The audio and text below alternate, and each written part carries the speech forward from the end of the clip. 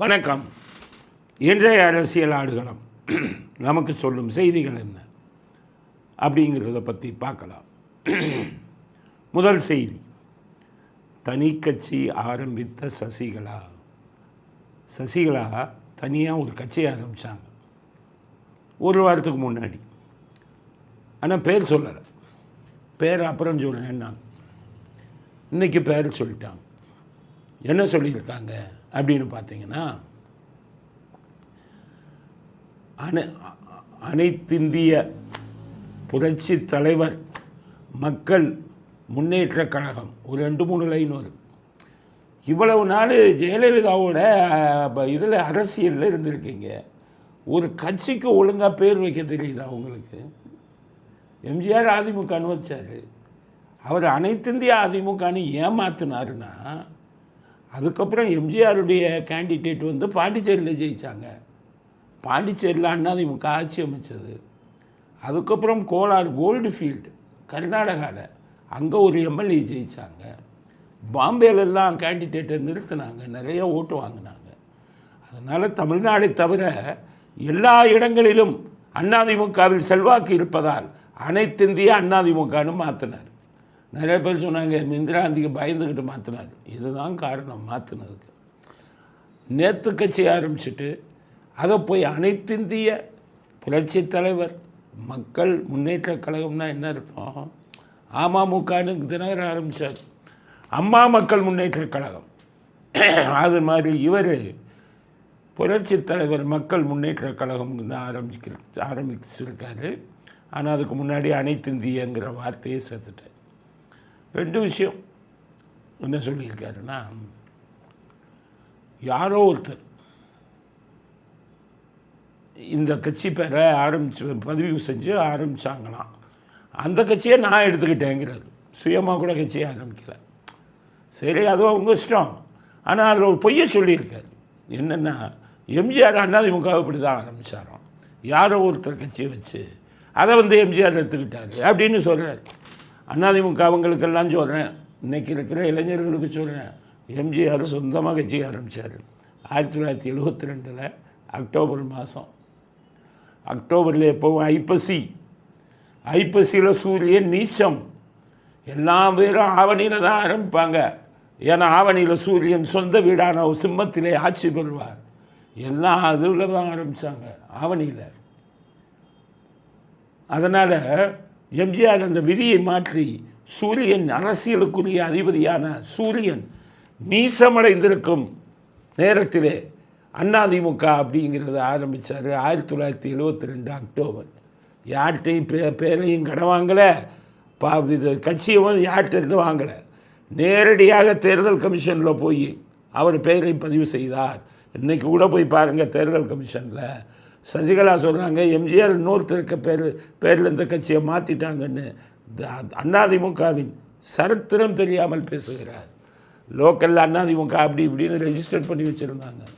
ஆனால் எலெக்ஷன் கமிஷனில் முறைப்படி அந்த கட்சியை அதிமுகவை ஆரம்பித்தவர் எம்ஜிஆர், பேரை தேர்ந்தெடுத்தது எம்ஜிஆர் அப்படிங்கிறத முதல்ல சசிகலா புரிஞ்சுக்கங்க. நீங்கள் தான் ஜெயலலிதாவோட ரொம்ப நாள் இதில் இருந்தீங்க. அதுக்கடுத்தது தென்னந்தோப்பு சின்னமாக அதை சொல்லியிருக்காங்க. தென்னந்தோப்பு சின்னம், ஆள் ஓட்டு போட ஆள் இருந்தால் தானே சின்னத்தை பற்றி. இங்கே ஸ்டாலினோட கையாள். ஸ்டாலின் என்ன சொன்னார், நீங்கள் வந்து இந்த தேர்தலில் தனியாக நின்று அதிமுக ஓட்டை பிரிக்கணுங்கிறது தான் உங்களுக்கு கொடுத்த அசைன்மெண்ட். ஸ்டாலின் கொடுத்த அசைன்மெண்ட் 2021 ஸ்டாலின் கொடுத்த அசைன்மெண்ட்டை கரெக்டாக செஞ்சு முடிச்சிங்க. இன்றும் ஸ்டாலினின் கையாளாக இந்த தனியாக நின்று அதிமுகவின் ஓட்டை பிரிக்க வேண்டும் என்ற எண்ணத்துடன் தான் சசிகலா அந்த தேர்தலில் போட்டியிடுகிறார். அதிமுகவை சேர்ந்தவங்களுக்கு சொல்கிறேன், ஒருத்தர் ஓட்டு போடாதீங்க. முக்குளத்தூர் மக்களுக்கு சொல்கிறேன், யாரும் ஓட்டு போடாதீங்க. காரணம், இவர் ஸ்டாலினின் ஏஜென்ட்டாகத்தான் இந்த கட்சியை ஆரம்பித்திருக்கிறார். சரியாக எலெக்ஷன் அப்போ எலெக்ஷன் இது வரப்போகுது, நாளைக்கு கழிச்சு, அந்த டைமில் கட்சியை இது வந்து பேர் வச்சாங்கன்னா என்ன அர்த்தம்? அதனால் ஸ்டாலினின் கையாளாக வரும் சசிகலாவுக்கு யாரும் எந்த ஆதரவையும் கொடுக்க வேண்டாம். குறிப்பாக அதிமுக தொண்டர்கள் யாரும் கொடுக்க வேண்டாம். அதிமுகவின் ஓட்டை பிரிப்பதற்காக ஸ்டாலின் சசிகலா மூலமாக சதி செய்து இந்த தேர்தலில் அவர் நிற்க வைக்கிறார் அப்படிங்கிறத புரிஞ்சுக்கங்க. நம்முடைய ஒரே எய்ம் ஸ்டாலினையும் திமுகவையும் தோற்கடிக்கணும். அதனால் ஓட்டை பிரிக்காமல் சசிகலாவிற்கு எந்த அதிமுக தொண்டனும் ஓட்டு போடக்கூடாது அப்படிங்கிறத என்னுடைய வேண்டுகோளாக வைக்க விரும்புகிறேன். இப்போ இங்கே அதிமுக பிரிஞ்சிருச்சான். இந்த சன் நியூஸ், சன் டிவி, அவங்க தான் சொல்கிறேன்ல, அவங்க கிண்டல் அடிக்கிறான். சன் டிவி அதிமுக எம்ஜிஆர் ஜெயலலிதாவுக்கு பிறகு அதிமுக எப்படி பிரிந்தது தெரியுமா அப்படின்னு போடுறான் சன் டிவியில்.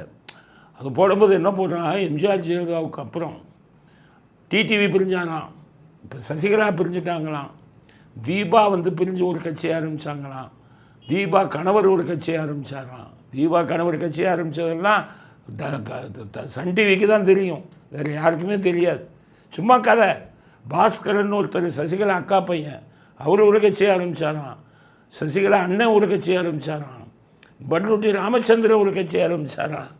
போலேந்தி பெங்களூர் அவர் ஒரு கட்சி ஆரம்பிச்சுட்டாராம். இப்படி கிண்டல் அடித்திருக்கிறார்கள் சன் டிவியில். அவங்களுக்கு சொல்கிறேன், உங்களை கிண்டல் அடிக்கவா? உங்களை கிண்டல் இல்லை, உங்கள் கட்சி என்ன லட்சணத்தில் இருந்ததுன்னு சொல்லவா? உங்கள் ஈவேரா வளர்ப்பு பண்ண கல்யாணம் பண்ணார்ல, 73 வயசில் கல்யாணம் பண்ணார்ல, அதை எதிர்த்து திமுகவாக உடைந்தது. அதுக்கப்புறம் திமுக அண்ணாதுரை இருக்கும்போதே சம்பத், ஈவிக்கு சம்பத், கண்ணதாசன் போன்றவர்கள் தனியாக பிரிந்து கட்சி ஆரம்பித்தாங்க. கேளுங்க சன் டிவி, இந்த கலாநிதி மாறன் போய் படிச்சுட்டு வாங்க. திமுக அப்போவே ரெண்டாக பிரிஞ்சது. அப்புறம் எம்ஜிஆர் வந்தார், அவர் பிரித்தார் திராவிடத்தை. எஸ்வி சோமசுந்தரம் அவர் பிரித்தார். அதுக்கடுத்தது பார்த்தீங்கன்னா வைகோ பிரித்தார். இன்றைக்கி மல்லை சத்யா பிரிச்சிருக்காரு. இந்த எஸ்டி சோமசுந்தரம் பிரிஞ்ச உடனே நெடுஞ்செழியன் இவங்கெல்லாம் சேர்ந்து 4 அணின்னு ஒரு பிரித்தாங்க, ஒரு கட்சி உருவாக்குனாங்க. அதனால் உங்கள் திமுக இதை விட கேவலப்பட்டு 10 பகுதிகளாக பிரிஞ்சது. அதிமுக ஒன்றும் 3-4 பேர் தான் பிரிஞ்சிருக்காங்க, வேறு ஒன்றும் உடைந்ததாக வரலாறு இல்லை அப்படிங்கிறது தான். பெங்களூர் புகழேந்தி எல்லாம் ஒரு கட்சி ஆரம்பிக்கிறாருன்னா அதை கணக்கில் எடுக்க முடியுமா? சசிகலா அண்ணன் ஏதோ பேரை பதிவு செஞ்சுருக்காரு, அது ஒரு கணக்கு எடுக்க முடியுமா? உங்கள் திராவிட சந்தி சிரித்தது தமிழ்நாடுக்கே தெரியணும். அதுக்காகத்தான் சொல்கிறேன், இளைஞர்களே புரிஞ்சுக்கங்க. சந்தி சிரித்தது இந்த திராவிட இயக்கம். ஈவேரால் ஆரம்பித்து வளர்ப்பு பண்ண கழகம் ஆரம்பித்து அதுக்கப்புறம் வரிசையாக 8-10 துண்டுகளாக உடைந்தது தான் திமுக அப்படிங்கிறது அடுத்த கட்ட கருத்தாக பதிவு செய்ய விரும்புகிறோம். அடுத்தது வைகோ, 4 சீட்டு வைகோ. அதாவது போன தடவை 6 வாங்கினார், இந்த தடவை 8னார், 10னார், எம்பினார், எல்லாத்தையும் விட்டுட்டு கடைசி 4 சீட்டுக்கு ஏலம் போயிட்டார், சோரம் போய் விட்டார் அப்படின்னு எல்லாம் பேசுகிறாங்க. நான் சொல்லலை, எல்லாம் பேசுகிறாங்க. உங்களை 4 சீட்டுக்கு சோரம் போன வைகோன்னு. அதுக்கு அவர் என்ன சொல்கிறாரு, வைகோ குடும்ப வாழ்க்கையில் அதை விட்டார் 4 சீட்டை. குடும்ப வாழ்க்கையில் ஒழுங்காக நடத்த தகுதி இல்லாதவர்கள், குடும்பத்தை ஒழுங்காக நடத்த தகுதி இல்லாதவர்கள் அரசியலுக்கு தகுதி உள்ளவர்களான கேள்வி கேட்கிறார். இந்த வீடியோவை பாருங்கள். நான் ஒரு நல்ல குடும்பத்தை நடத்தி வருகிறேன். நான் என் மனைவி, என் மக்களோடு ஒழுங்கான இல்லற வாழ்க்கை நடத்தி வருகிறேன். இதை மட்டும்தான் பேசுறாங்க.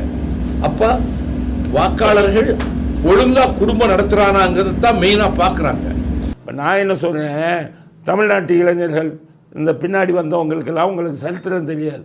அப்போ நீங்கள் என்ன நினைப்பீங்க, அப்போ திமுகவில் இருக்கிறவங்கெல்லாம் ஒழுங்காக குடும்பத்தை நடத்தினோம்னா அப்படின்னு நினைப்பீங்க. யோகியர்கள் குடும்பத்தை ஒழுங்காக நடத்துகிறாங்கன்னு நினைப்பீங்க.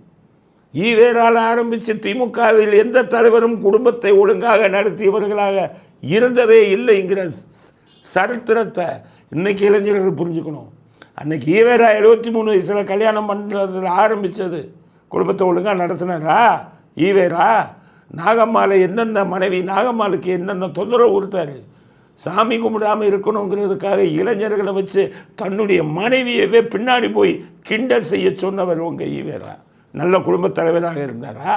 அவர் திகாங்கிறதுக்கு கட்சி தலைவராக இல்லையா? அடுத்து வந்து அண்ணாதுரை நியாயப்படுத்தினார், நான் ஒன்றும் முனிவன் அல்ல, நான் யோகியன் அல்ல, அந்த சினிமா நடிகை ஒன்றும் படிதாண்டா பத்தினி அல்லன்னு சட்டசபையில் பேசினாரே, அவர் குடும்ப வாழ்க்கைக்கு தகுதி உள்ளவராக இருந்தாரா? அடுத்து உங்கள் தலைவர் தகுதி உள்ளவராக இருந்தாரா? எத்தனை மனைவிகளை கட்டினார்? அடுத்து அவருக்கு அடுத்து ஒரு தலைவர் மகளுடைய காலேஜில் ஒன்றா படித்த பெண்ணையே மனைவியாக்குனாரா இல்லையா? உங்கள் திராவிட இயக்கத்தில் யார் ஒழுங்காக குடும்பத் தலைவராக இருந்தாங்க? இன்றைக்கி இருக்கிற தலைவர்கள் மேலெல்லாம் எவ்வளோ பெரிய குற்றச்சாட்டு இருக்குது. 1976 எவ்வளோ பெரிய பாலியல் குற்றச்சாட்டுகள்லாம் இன்றைக்கி இருக்கிற தலைவர் மேலே இருந்தது. அதுக்கப்புறம் பின்னாடி இன்றைய இளம் தலைவர்கள் வாரிசுகள் மேலெல்லாம் எவ்வளவு மோசமான பாலியல் குற்றச்சாட்டுக்கள்லாம் வந்தது. இவர்களெல்லாம் ஒழுங்காக குடும்பத்தை நடத்தினவர்களா? காங்கிரஸ்காரன் இருந்தான் தமிழ்நாட்டில், அவன்தான் யோகியன். என்னைக்கு திராவிடம் உள்ளே வந்ததோ அன்னைக்கே இதுவே போச்சு. மொராலிட்டிங்கிறது தமிழ்நாட்டில் போச்சு. ஓமந்தூராரில் ஆரம்பித்து ஓமந்தூராரில் சொல்லுங்கள், ஒழுங்காக குடும்பத்தை நடத்தினார். ராஜாஜி ஒழுங்காக குடும்பத்தை நடத்தினார். காமராஜர் கல்யாணமே பண்ணலை. கக்கன் யோகியா உங்களை மாதிரியா? நீங்கள் என்ன வேலை பண்ணீங்க? காங்கிரஸில் இருந்த சி சுப்பிரமணியம் இந்த நாட்டுக்கு நிதி மந்திரியாக வந்தார். அதுக்கடுத்தது வெங்கட்ராமன் இந்த நாட்டுக்கு ஜனாதிபதி வந்தார். பக்தவச்சலம் வரை காங்கிரஸில் இருந்த அனைவரும் யோகியர்கள். அவன்தான் நாட்டை யோகியனாக இருந்து ஆண்டான். என்று கருப்பு சட்டைக்காரர்கள் வந்தார்களோ, என்று திராவிட இயக்கம் வந்ததோ, அதுக்கு பிறகு நீங்கள் பண்ணின அட்டூழியெல்லாம் சொல்ல முடியுமா? மந்திரியோட கல்யாணத்துக்கு போகிறீங்க, மந்திரி கல்யாணம் பண்ண பெண் அழகாக இருக்காங்கன்னு அந்த பெண்ணையே அபகரித்து குடும்பம் நடத்தின கூட்டம் இல்லையா நீங்கள்? நீங்கள்லாம் யோகியத்தை பற்றி பேசலாமா? நீங்கள்லாம் எலெக்ஷனில் நிற்கிறதுக்கு தகுதியுடையவர்களா என்ற கேள்வியை வைகோவுக்கு வெளிப்படையாக நான் கேட்க விரும்புகிறேன். அதனால் மற்றவங்களெல்லாம் நீங்கள் குத்தம் சொல்லாதீங்க. எதுக்கு சொல்கிறாருன்னா, விஜய் திரிஷா வந்துருச்சான், அதனால் இவங்கெல்லாம் யோகியர்களாம். விஜய் திரிஷாவை வெளிப்படையாக கூட்டிகிட்டு கல்யாணத்துக்கு போனார். நீங்கள்லாம் மறைமுகமாக வைத்து, சின்ன வீடு என்று தனியாக வைத்து, நீங்கள் அடித்த லூட்டி, நீங்கள் அடித்த இதெல்லாம் வெளியில் சொன்னால் காரி துப்பி விடுவாங்க. திராவிட இயக்கம் மாதிரி ஒரு மோசமான இயக்கம், கேரக்டர்லெஸ் பீப்புள், நல்ல குணமே இல்லாதவங்க, நற்குணம் என்பதே இல்லாதவங்க. அதனால் எம்ஜிஆர் ஒரு அளவு யோகியனாக இருந்தார். எப்படி யோகியனாக இருந்தான்னு சொல்கிறேன்னா, 3வது மனைவி காசநோய் வந்துருச்சு. அப்போ மனைவி என்ன சொன்னாங்க? நான் காசநோய் வந்துருச்சு, நீங்கள் வேறு பெண்ணை கல்யாணம் பண்ணிக்கங்க, நான் சம்மதம் கொடுக்குறேன்னு சொல்லும்போது, நீ உயிருடன் இருக்கும் வரை எனக்கு திருமணம் என்பதே வாழ்க்கையில் இல்லைன்னு. அப்போ வியஞ்சானியை கல்யாணம் பண்ணிக்கிற ஸ்டேஜில் இருந்தாங்க. கல்யாணம் பண்ண மாட்டேன்ட்டார், என்னை கூட நடிச்சுக்கிட்டு இருந்தாங்க. 3வது மனைவியை கல்யாணம் பண்ணிக்கங்கன்னாங்க, முடியாதுன்னு. யோகியன் உங்கள் இதில் இருந்ததில் யோகியன், உங்கள் இதில் வேறு எந்த யோகியம் இருக்கான்னு சொல்லுங்கள். கடைசி மனைவி இறந்த பிறகு தான் கல்யாணம் பண்ணார். அதுவும் 3வது மனைவி இறக்கும்போது தேம்பி அழுதார். மனைவி இறந்தவுடன் சரித்திரம். ஆனால் உங்கள் ஆளுங்க மனைவியவே உயிரோடு கொன்றதாக மனைவியின் குடும்பத்தார் உங்கள் மேலே பழி சொன்னாங்க. அப்போ திராவிடம் யோகியத்தை பற்றி பேசலாமா? அதனால தான் மனது வருத்தமாக இருக்கிறது. இன்றைக்கு இருக்கும் இளைஞர்களை தெரிந்து கொள்ளுங்கள், அத்தனை மோசமான விஷயங்களும் பண்ணியது இந்த திராவிடம். அத்தனை மோசமான விஷயத்தையும் பண்ணியது இந்த திராவிட தலைவர்கள். மாற்றான் மனைவியை அபகரித்ததெல்லாம் இந்த திராவிட இயக்கத்தில் வந்த தலைவர்கள் தான். அப்படிங்கிறத இன்றைக்கி இருக்கிற சமுதாயம் புரிஞ்சுக்கணும். வைகோ அவர்கள் மற்றவர்கள் வேண்டுமானால் விஜயை தாக்கி பேசலாம், அந்த திராவிடத்தில் இருக்கும் எந்த ஒரு தலைவரும் விஜயை நீங்கள் தாக்கி பேச முடியாது. அப்படிங்கிறத நீங்கள் யோகியர் மாதிரி நடிக்காதீங்க. அவர் செஞ்சதை நியாயப்படுத்தலை, நாங்களே எதிர்ப்பு தெரிவித்தோம். வைகோ விஜய் சினிமா நடிகை பொதுவெளியில் கூட்டி வந்தது எங்களுக்கு உடன்பாடு இல்லைன்னு சொல்லிட்டோம். ஆனால் உங்களை மாதிரி ஆளுங்க கேலி கிண்டல் பண்ணுற அளவுக்கு ஒருத்தவங்க கூட யோகியன் இல்லை.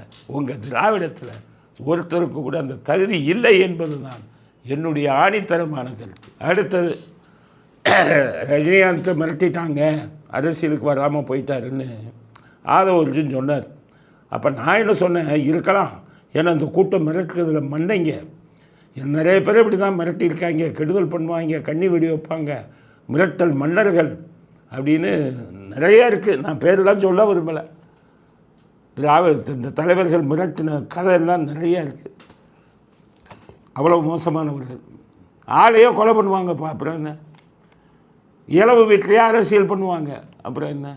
ஒரு மாணவனை கொலை செஞ்சுட்டு அவங்க அப்பாவை பார்த்து இவன் என் பையனே இல்லை, இது வேற ஆளுன்னு சொல்ல வச்சவங்க, அப்புறம் என்ன? அதனால் திராவிட தலைவர்கள் இயக்க தலைவர்கள் ரொம்ப என்னென்ன பண்ணுவாங்கங்கிறது தெரியும். அன்னைக்கு ரஜினிகாந்தை மிரட்டியது உண்மை. ஆனால் அன்றைக்கி ரகுபதி சொல்கிறார் அதெல்லாம் பொய்.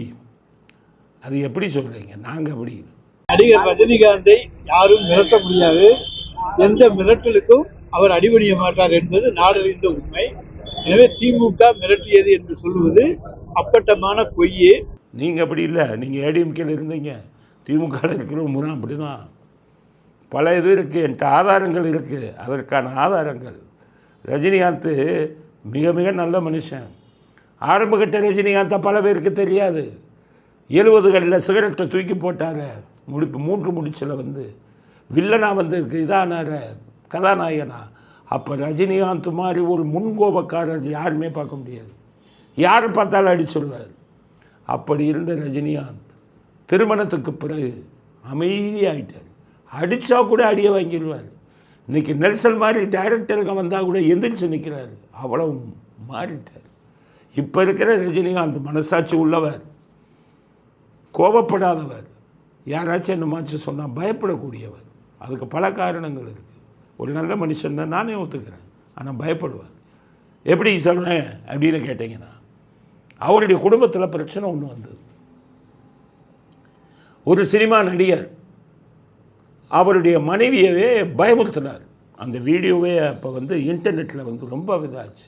ஆடியோ ஃபோனில் ரஜினிகாந்த் மனைவி உங்கள் பொண்ணு கல்யாணம் பண்ண விட மாட்டேன்னு சொல்லி மிரட்டினார். இன்டர்நெட்டில் ஃபுல்லாக வந்தது. அப்போ ரஜினிகாந்த் பயந்து போயிட்டார். ஒரு பெண்ணின் தந்தையாக பயந்து போயிட்டார். அப்போ ரஜினிகாந்தின் மனைவி ரஜினிகாந்த் இவங்க எல்லாம் ஜெயலலிதா முதலமைச்சராக இருந்ததுனால போய் உதவி கேட்டாங்க. அப்போ தான் ஜெயலலிதா நீங்கள் கல்யாணத்தை வைங்க நான் பார்த்துக்கிறேன். அந்த மிரட்டின நடிகர் அவருடைய தந்தையும் கூப்பிட்டு கிட்டக்க வந்தீங்கன்னா உள்ளே முடிச்சு போட்டுருவேன் மிரட்டினாங்க. தொலைச்சிருவேன். அந்த ரஜினிகாந்த் வீட்டில் நீங்கள் எதுலேயுமே அவர்கள் விஷயத்தில் தலையிடக்கூடாதுன்னு பயமுறுத்தினாங்க. கருணாநிதியாக இருந்தால் பயமுறுத்தி இருக்க மாட்டார். குழம்பிய குட்டையில் மீன் பிடிச்சிருப்பார். ஜெயலலிதா பயமுறுத்தினாங்க. அதுக்கப்புறம் அந்த பெண்ணு திருமணத்துக்கு இவங்களே போனாங்க, பரிசெல்லாம் கொடுத்துட்டு வந்தாங்க. ஒரு பிரச்சனை இல்லாமல் இருந்தது. ரஜினிகாந்த் அதில் நடுங்கி போய் விட்டார். காரணம் சொந்த பிரச்சனை அப்படிங்கிறதுக்காக. இது பல பேருக்கு தெரியாது. ஆக ரஜினிகாந்த் பயந்தவர் இல்லைங்கிறது இல்லை, உண்மையிலேயே பயந்தவர். அதற்கப்புறம்தான் ஜெயலலிதாவை அவ்வளவு மோசமாக பேசியவர் புரட்சி தலைவி என்று பேச ஆரம்பித்தார். ஜெயலலிதா இறந்த அன்று அவளுடைய உடலை தொட்டு கண்ணீர் சிந்தினார். அதனால தான் சொல்கிறேன், ரஜினிகாந்த் பயப்படாதவரே யாருக்கும் பயப்பட மாட்டாருன்னு சொல்கிறதெல்லாம் பொய். ரஜினிகாந்த் மிகவும் பயந்தவர். இந்த கூட்டம், தீய சக்தியின் கூட்டம் அவர் பயமுறுத்தி தான் அரசியலுக்கு வரவிடாமல் அந்த டைம் பண்ணாங்க அப்படிங்கிறதுக்கு நிறையா செய்திகள் வந்தது. அதனால் ரகுபதிக்கு சொல்கிறேன், இங்கே போய் ஜால்ரா வச்சுக்கிட்டு இருக்காதிங்க. இன்னும் 1.5 மாதம் ஜால்ரா, அதுக்கப்புறம் வேறு ஆள் சட்ட அமைச்சராக விடுவார் அப்படிங்கிறத அடுத்து ஒரு முக்கியமான செய்தியாக பதிவு செய்ய விரும்புகிறோம். அடுத்தது, கலாநிதி மாறன் அவர்கள் குடும்பம் கிரிக்கெட்டில் IPL டீம் வச்சுருக்காங்க, எல்லாருக்கும் தெரியும். அதுலேயே எங்களுக்கு உடன்பாடு இல்லை. இருப்பது தமிழ்நாடு, இருப்பது கோபாலபுரம், பேசுகிறது தமிழன் பேசுகிறது. அவர்கள் தமிழனாக இல்லாவிட்டாலும் தமிழன்னு பேசுவாங்க. இங்கே இருக்கிறதெல்லாம் இங்கே. குடித்தது தமிழ்நாட்டு தண்ணீரை, குடி இருந்தது இந்த தமிழ்நாட்டில். இவர்களுக்கு முகவரி கொடுத்தது தமிழ்நாடு. இவர்களுக்கு முகவரி கொடுத்தது முதல்ல தமிழ் சினிமா, அதற்கப்புறம் தமிழ் தொலைக்காட்சி, இவ்வளவும் கொடுத்தாங்க. ஆனால் இவங்க யாருக்கு விசுவாசமாக இருந்தாங்க? IPLல போய் சென்னை சூப்பர் கிங்ஸை ஏலத்துக்கு எடுக்கலை, ஹைதராபாத்தை நீங்கள் போய் ஏலத்துக்கு எடுத்தாங்க. ஹைதராபாத்தும் சென்னை சூப்பர் கிங்ஸும் இது மேட்ச் நடந்ததுன்னா அவரும் அவருடைய புதல்வியும் எழுந்து நின்று ஹைதராபாத்துக்காக கைதட்டியவர்கள். எந்த பணக்காரனும் இதை செய்ய மாட்டான். இதே அம்பானி உனக்கு கோடி கோடியாக கொடுக்குறேன், நீ கர்நாடகாவை வந்து ஏலத்துக்கு எடுனா போயாண்டுருவான். பாம்பேயை மும்பையை தவிர எந்த இதுக்கும் போக மாட்டார் அம்பானி. காரணம், அவர்கள் குடியிருக்கும் அந்த மாநிலத்துக்கு விசுவாசமாக இருந்தாங்க. ஏற்கனவே இதை பற்றி சொல்லியிருக்கேன். இப்போ என்ன நடந்திருக்குன்னா, நமக்கும் பாகிஸ்தானுக்கும் கடந்த 16 வருஷமாக 17 வருஷமாக கிரிக்கெட்டே நடக்கலை. ஏன்னா இந்திய கிரிக்கெட் வாரியம் பாகிஸ்தானோட கிரிக்கெட் விளையாடாதீங்கப்பா அப்படின்ட்டாங்க. காரணம், பாகிஸ்தான் வீரர்கள் நம்ம இந்திய வீரர்களை எதிரியாக நினைத்தார்கள்.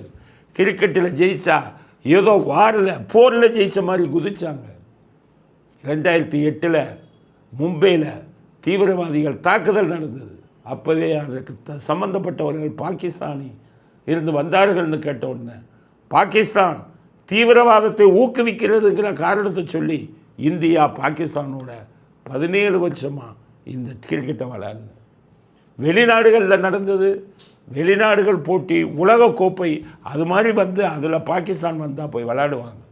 ஏன்னா அது இன்டர்நேஷ்னல் கிரிக்கெட் வாரியம், அவங்க வந்து அவங்க ரூல் படி இப்போ விளையாண்டு ஆகணும். அது மாதிரி நேரத்தில் தான் விளையாண்டாங்களே ஒழிய பாகிஸ்தானை ஒதுக்கி வைத்தாது இந்தியா. இப்போ என்ன ஆச்சுன்னா, முதல்ல இப்போ ஆப்ரேஷன் சிந்தூர் இப்போ போர் நடந்தது, அதில் இந்தியாவுக்கு மிக எதிராக இந்தியாவை மிகவும் தரைக்குறைவாக பேசினார் ஒரு பாகிஸ்தான் வீரர்.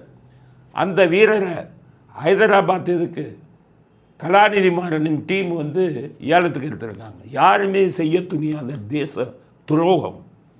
எவ்வளவு தேச துரோகத்தை எவ்வளவு சர்வசாதாரணமாக பண்ணுறாங்க பாருங்கள். இப்போ கூட வங்காளதேசத்துவங்களை KKR அப்படிங்கிறதுல ஷாருக் கான் எடுத்துட்டார் வங்காளதேச வீரர். உடனே எல்லாரும் எதிர்ப்பு தெரிவித்தாங்க. எப்படி நீங்கள் வங்காளதேச வீரர் எடுக்கிறீங்க, நம்ம இந்தியாவுக்கு எதிராக அவங்க பிரச்சனை பண்ணிக்கிட்டு இருக்காங்கன்னு ஒன்று அதை வாபஸ் வாங்கிட்டாங்க ஷாருக் கான். ஆனால் என்ன தைரியம் உங்களுக்கு, ஒரு பாகிஸ்தான் வீரரை இவ்வளவு தடைகள் இருந்தும் நம்ம தீவிரவாதத்துக்கு அவர்கள் வந்து மிக ஊக்குவிக்கிறாங்க அப்படிங்கிறது தெரிஞ்சும் காஷ்மீர் எல்லையிலெல்லாம் பாகிஸ்தான் இந்தியாவுக்கு எதிராக பல வேலைகளை சதி வேலைகளை செய்து கொண்டிருக்கிறார்கள் என்று தெரிந்தும் இந்த நாட்டில் இருந்து கொண்டு இந்த நாட்டின் தண்ணீரை குடித்து கொண்டு பாகிஸ்தான் வீரரை ஏலம் எடுத்திருக்கிறது கலாநிதி மாறனின் சன்ரைசர் அணி. எவ்வளவு இது இருக்கணும் பாருங்கள். மனசாட்சி இருக்கிறவங்க பண்ணுவாங்களா? நாட்டுப்பற்று இருக்கிறவங்க பண்ணுவாங்களா? மாநிலப்பற்று தான் இல்லை அவன்கிட்ட, நாட்டுப்பற்றுமா இல்லை. அதனால் கடுமையான கண்டனத்தை சன்ரைசர்ஸ் ஹைதராபாத்துக்கு தெரிவிக்கிறோம். இந்தியாவுக்கு சொன்னேன், இந்திய அரசாங்கத்துக்கு உடனடியாக அந்த பாகிஸ்தான் வீரரை எல்லா கட்டுப்பாடுகளையும் மீறி தேர்ந்தெடுத்ததற்காக அந்த அணியை பேன் பண்ணுங்க. அந்த அணியின் உரிமையாளர்களை இனிமேல் IPL கிரிக்கெட்டில் ஏலம் எடுக்க தகுதியற்றவர்கள்னு இந்தியா வந்து அறிவிக்கணும். அப்படிங்கிறது தான் தேச துரோகிகளுக்கு இந்த நாட்டிலே இடமில்லை அப்படிங்கிறத சன்ரைசர்ஸ் அணியின் உரிமையாளர்கள் கலாநிதி மாறனுக்கும் அவருடைய புதல்வி காவியா மாறனுக்கும் நாம் அனைவரும் நமது கண்டனத்தை தெரிவிப்போம் அப்படிங்கிறது அடுத்த கட்ட. அடுத்தது எலெக்ஷன் கமிஷனர் மேலே புகார் கொடுத்துட்டாங்க எதிர்கட்சிகள்லாம் சேர்ந்து. பார்லிமெண்ட்டில் 120 MPகள் இருந்தாலும் ஒன்றுக்கு லாயக்கில்லைன்னு கொடுத்துருக்காங்க. இவர் ஆளுங்கட்சிக்கு உதவி செய்யலாருன்னு கொடுத்துருக்காங்க. நம்ம இது என்னென்னா, ஆளுங்கட்சிக்கு உதவி செஞ்சாரோ எதிர்கட்சி உதவி செஞ்சாரோ, ஆனால் கையாளாகாத எலெக்ஷன் கமிஷனருங்கிறத ஒத்துக்கணும். பார்த்தீங்களா, இன்னும் எலெக்ஷன் டேட்டை அனௌன்ஸ் பண்ணல. மே 10க்குள்ளே நடக்கணும்.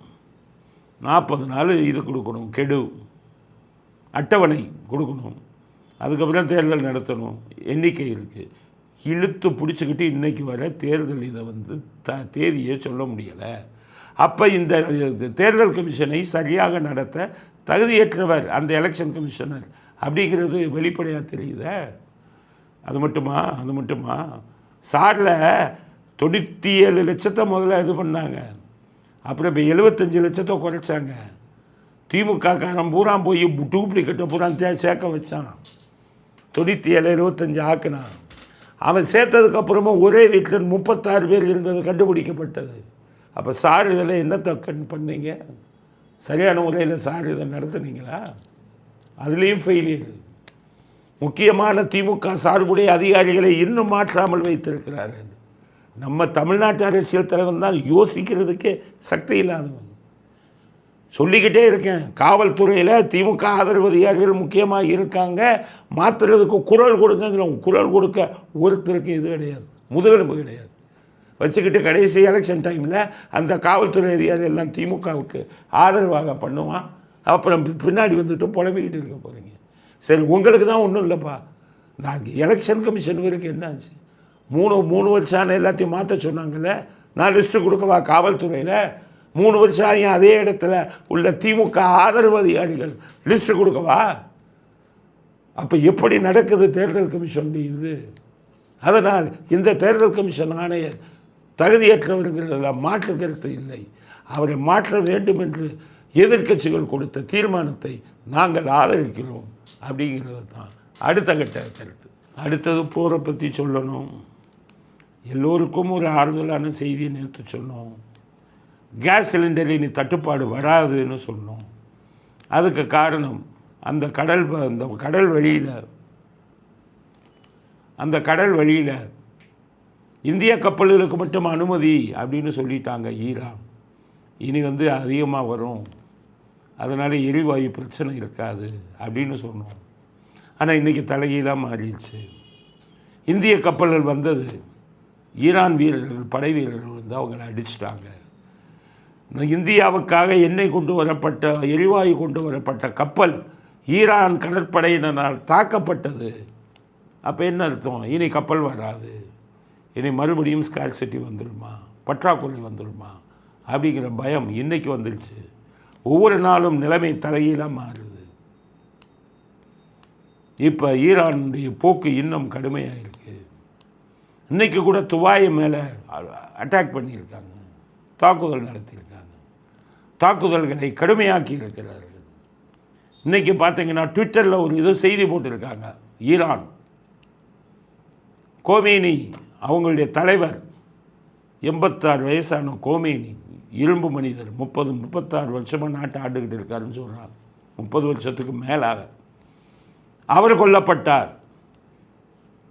ட்விட்டரில் என்ன போட்டிருக்காங்க தெரியுமா? உயிரோடு இருந்த கோமேனியை விட இறந்து போன கோமேனி மிகவும் மோசமானவர், தன்னை அழித்தவர்களை விடமாட்டார் அப்படின்னு போட்டிருக்காங்க. அப்போ என்ன அர்த்தம்? போரை நிறுத்த மாட்டோம், போர் மறுபடியும் தொடரும் அப்படிங்கிற நிலைமை இன்னும் தொடர்ந்து கொண்டிருக்கிறது இன்றைக்கி லெவலில். ஆனால் அதே சமயத்தில் ட்ரம்ப் போட்டிருக்காரு, இன்னும் சில நாட்களில் ஈரான் சரண்டர் ஆயிடும்னு போட்டிருக்காரு. இப்போ எதை நம்புறது? ஆனால் ட்ரம்ப் சொன்னார்னா ஏதாச்சும் விஷயம் இருக்கும். அதனால் போர் இன்னும் தீவிரமானதாக தெரிந்தாலும் ட்ரம்ப் சொன்னபடி இன்னும் சில நாட்களில் போர் நின்றுவிட்டால் உலகத்துக்கும் நல்லது, நமது நாட்டுக்கும் நல்லது. இல்லாவிட்டால் பெட்ரோல், டீசல் இதனுடைய விலைகள் மிகவும் அதிகமாக உயர வாய்ப்பு இருக்குது. இந்திய பொருளாதாரமும் உலக பொருளாதாரமும் பாதிக்கப்படுவதற்கு வாய்ப்பு இருக்கிறது. அதனால் இன்றைக்கி போரில் மிகப்பெரிய மாற்றம் வந்திருக்கு. ஒரு பக்கம் தாக்குதல் அதிகமாக இருக்குது, இன்னொரு பக்கம் அமெரிக்கா இல்லை இன்னும் சில நாட்களில் ஈரான் சரண்டர் ஆகிடுவாங்க, போரை வாபஸ் வாங்கிடுவாங்கன்னு சொல்வது இன்னொரு பக்கம் ஆறுதலாக இருக்கிறது. அப்படிங்கிறது இன்றைக்கு போர் நிலவரத்தை பற்றி நம்முடைய கருத்தாக பதிவு செய்ய விரும்புகிறோம். இத்துடன் இன்றைய அரசியலாடுகளம் நிறைவு பெறுகிறது. மீண்டும் நாளை புதிய செய்திகளுடன் உங்களை சந்திக்கிறோம். நன்றி, வணக்கம், ஜெய் ஹிந்த்.